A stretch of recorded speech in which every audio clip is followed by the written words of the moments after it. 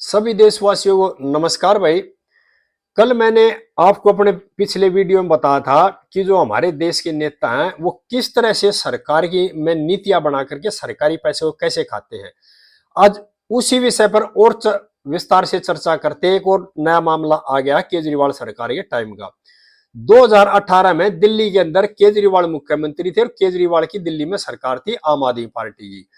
तो केजरीवाल सरकार ने जय भीम प्रतिभा विकास योजना बनाई थी डॉक्टर भीमराव अंबेडकर के नाम से, कि दलित जो छात्र होंगे ना, जो गरीब छात्र होंगे, उन छात्रों को कोचिंग दी जाएगी फ्री में और उसका भुगतान करेगी सरकार। ये योजना बना दी और कोचिंग सेंटरों से कांटेक्ट कर लिया आम आदमी पार्टी के नेताओं ने और कोचिंग सेंटरों को ये कह दिया भी फीस देगी सरकार और गरीब के छात्रों को, दलित छात्रों को आप लोग पढ़ाओगे। और इसमें क्या हुआ, 2018 में जो था उसमें नाम दे दिए 4900 छात्रों के और 2019 में दे दिए 2071 छात्रों के नाम कि भाई ये छात्र फ्री में कोचिंग लेंगे और जो दलित और पिछड़ी जातियों के छात्र होंगे। लेकिन पहले जो मामला था वो 15 करोड़ रुपए का था और इन्होंने क्या किया, इस मामले को और बढ़ा करके 2018 में जो मामला था जो शुरू किया तो 15 करोड़ का शुरू किया था। लेकिन बाद में क्या हुआ, 2021-22 में जो कोचिंग सेंटर थे उन्होंने सरकार को बिल भेज दिया, जो प्राइवेट कोचिंग संस्थान थी ना उनने सरकार को बिल भेज दिया 145 करोड़ रुपए का। और केजरीवाल की जो सरकार थी उन्होंने उस बिल को आगे भेज दिया कि इसको पेमेंट करेंगे। उस पर रोक लगी क्योंकि इनके घोटाले का पता लग गया, उजागर हो गया। और जो अब नई सरकार बनी ना दिल्ली में, दिल्ली की मुख्यमंत्री जो रेखा गुप्ता जी है, उन्होंने इस मामले को भेज दिया एलजी के पास, भाई इनकी जांच कराई जाए। और इसमें जो मोटी मोटी जांच हुई तो उसमें यह पाया भाई सारा फर्जी मामला है और आधे से जो ज्यादा छात्र थे ना वो फर्जी निकल गए, यानी कि उनके नाम कुछ थे ना उनका नाम पास जो जांच हुई और ना इंक्वायरी पाई।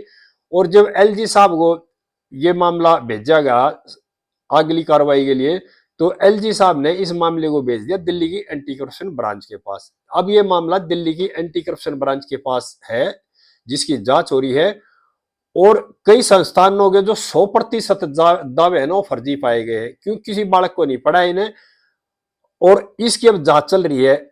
यानी कि 145 करोड़ रुपए का घपला कर दिया केजरीवाल की सरकार ने।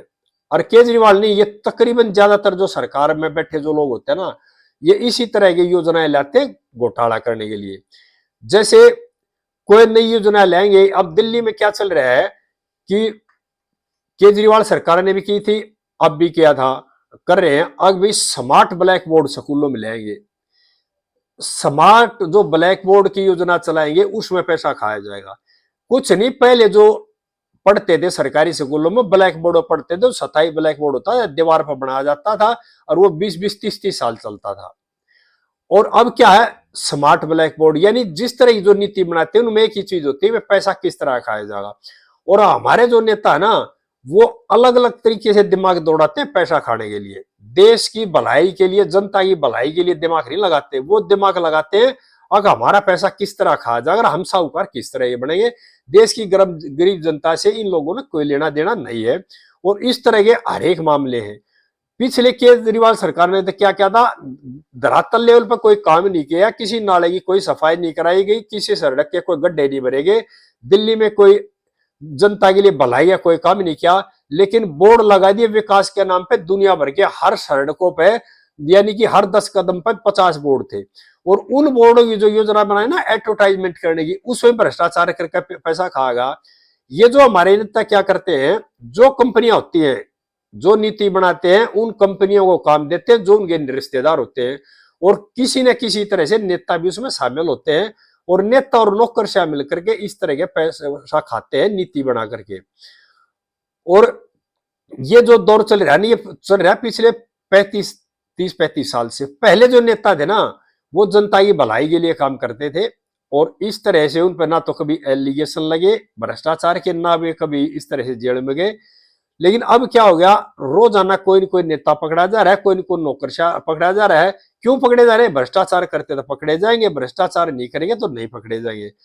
तो मेरी देश की जनता से प्रार्थना है, ये जो गुमराह करते हैं ना, जेल में जाने के बाद भी, पकड़े जाने के बाद भी, कई कई महीने जेल में रहने के बाद ही फिर अगर राजनीति करने लग जाते हैं, देश की जो जनता इनको माला पहनाती है ना, इनका महिमा मंडन करती है, तो मेरी देश के लोगों से प्रार्थना है कि इनका महिमा मंडन ना करें, इन लोगों का बहिष्कार करें। और देश के सभी लोगों से मेरी प्रार्थना है कि आप धर्म जातियों में ना बटे, अमीर गरीबी में ना बटे। ये क्या करते हैं, अब ये हमारी बरादरी का नेता है, वो हमारी बरादरी का नेता है, ये उस धर्म का नेता है, ये उस धर्म का नेता है, ये करके एक तरह से जनता को गुमराह करते हैं। और टोटली नेता, कोई किसी भी धर्म का नेता हो, कोई किसी भी जाति का नेता हो, टोटली नेता एक है, सबका काम यह है अब जिसको कुर्सी मिल गई पैसा खाना सरकार का, देश की जनता की भलाई के लिए कोई काम करना नहीं, देश की गरीब आदमी के बारे में कुछ नहीं सोचना, ना बेरोजगारी के बारे में सोचना और ना देश की जो गरीबी है उसके बारे में सोचना है। ये जो बोलते हैं ना, सिर्फ अपने मुद्दों पर बोलते हैं, अपने फायदे के लिए बोलते हैं। अब जो ये घोटाला है, ये अखबार में आ रहा है, जो आम आदमी पार्टी ने किया था, 17 जुलाई का दैनिक जागरण अखबार है, ये देख लो कितना बड़ा रहा है। आप सरकार की जय भीम योजना में 145 करोड़ की अनियमितता की होगी जांच, ये देख लो। और इस तरह के जो घोटाले हैं ना, अखबार में रोज आते हैं। और करते हैं क्या, क्या हो गया, अब ये जांच हो जाएगी और इस जांच में लगेंगे फिर, यानी मुकदमा दर्ज होगा तो चले जाएंगे 20-20, 30-30 साल, यानी कुछ नेताओं को सजा नहीं होगी। जिस तरह से आपको याद दिवा देता हूं, रेल घोटाला जो रेल मंत्री लालू यादव ने किया था, चारा घोटाला किया था, अब भी वो मामले चल रहे हैं। रेल जो नौकरी देने के बदले जमीन ली गई थी, वो मामला चल रहा है। दिल्ली और कई मामले चल रहे हैं। सरकारी जमीन ने जो प्लॉटिंग काट करके इंडस्ट्री जो बनाते हैं, कॉरिडोर वगैरह, उनमें जो घोटाला करते हैं, वे कई नेताओं के ऊपर और कई नौकरशाह के ऊपर कई कई साल से मुकदमे चल रहे हैं और कोर्टों में पेंडिंग पड़े हैं। तो मेरी देश की जनता से प्रार्थना है कि इन नेताओं के खिलाफ आवाज उठाओ। देश के जो कोचिंग सेंटर, मैं पिछले वीडियो में बता था, कोचिंग सेंटर बिल्कुल बंद होने चाहिए। सरकारी जो स्कूल और कॉलेज बना दिया ना, ये बिल्कुल बंद होने चाहिए। करोड़ों करोड़ों की फीस लेते हैं, यानी कि एमबीबीएस के डॉक्टरी दाखिले के लिए जो है तो करोड़ों करोड़ों रुपए लेते हैं रिश्वत के, जब दाखिला मिलता है, पेइंग जो सीट होती है। इसी तरह से जो इंजीनियरिंग कॉलेज है, उनमें करोड़ों करोड़ों रुपए लिए जाते हैं रिश्वत के। और इसी तरह से जो कोचिंग सेंटर है, इन लोगों ने, ये गिने चुने लोग हैं देश के अंदर, 5-4 हजार आदमी हैं जो इस तरह के क्या हुआ, इन्होंने शिक्षा को भी व्यापार बना लिया और चिकित्सा को भी व्यापार बना लिया। और क्या करते हैं, यानी कि जो भी काम है, बड़े बड़े काम, निर्माण का कोई काम हो गया, कोई पुल बनाने, सड़क बनाने, इन कंपनियों में इन लोगों का साझा है, जिसमें कुछ नौकरशाह भी है और नेता भी है और कुछ सेठ है। इसी तरह जो कोचिंग इंस्टीट्यूट है, इनमें भी इन लोगों का साझा है। और स्कूल जो कॉलेज खोल दिए, प्राइवेट इंस्टीट्यूट बना दिए, सब में इन लोगों का साझा। ये देश के अंदर 5-4 हजार आदमी है और ज्यादा नहीं है। इनकी बातों में जो है ना, उन पर विश्वास नहीं करना है। देश की जनता से प्रार्थना है, इन लोगों की पहचान करो और इनके खिलाफ आवाज उठाओ और इनकी संपत्तियों के बारे में आवाज उठाओ। अगर इनने इतनी संपत्ति बना रखी है। और ये मामला जो आम आदमी सरकार का था 145 करोड़ का, ये एंटी करप्शन ब्यूरो दिल्ली की के अंदर है, उसके अंदर विचाराधीन है, पेंडिंग है। आगे की जो इसमें प्रगति होगी उसके बारे में सभी देशवासियों को बताता रहूंगा। सभी देशवासियों को प्रार्थना है, भ्रष्टाचार की मुहिम में आप भी हिस्सा बने। इस वीडियो को ज्यादा से ज्यादा शेयर करें और मेरे चैनल को सब्सक्राइब करें। आगे इस तरह की बातें फिर बताता रहूंगा। जय हिंद देशवासियों।